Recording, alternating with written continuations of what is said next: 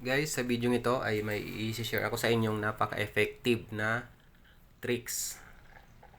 Kung paano ba natin i-fix yung SIM card dito SIM na ayaw mag-send ng message. Kahit may promo naman naka-only text sa lahat ng network, ayaw talaga. So, paano nga ba? Ganito lang yung gawin nyo guys. Sundan nyo na lang guys yung gagawin ko yan sa video. Na talagang yung tutorial na ito ay walang halong pangbobola. Legit. Di ba guys, nakita nyo na sending. Kahit may load ako niyan, naka-only text pa nga ako sa lahat ng networks. Pero ayaw talagang mag-send ng message.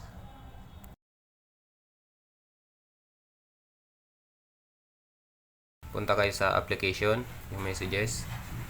Tapos hanapin nyo yung 3 dots sa bandang kanan sa taas.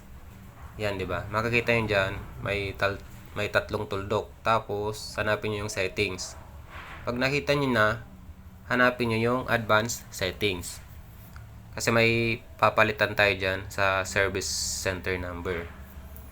Open nyo yung SMS, service center number. Tapos, open nyo yung SIM card nyo na yung dito. Sa akin, ito, diba? Kung mapapansin nyo, may number dyan. Ang gagawin nyo guys, huwag nyong papalitan maliban dun sa dulo, sa unahan. Lagyan nyo ng 63. Tapos, tanggalin nyo yung 0, yung katabi ng 9, di ba? Dapat yan yung matitirang number. Plus 63993, tapos 54, and then 01. Tapos, i-save nyo. Update.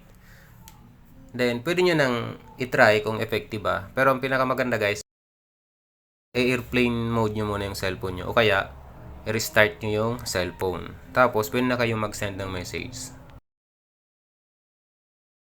Makikita nyo dyan sa video, effective, di ba? Sent na.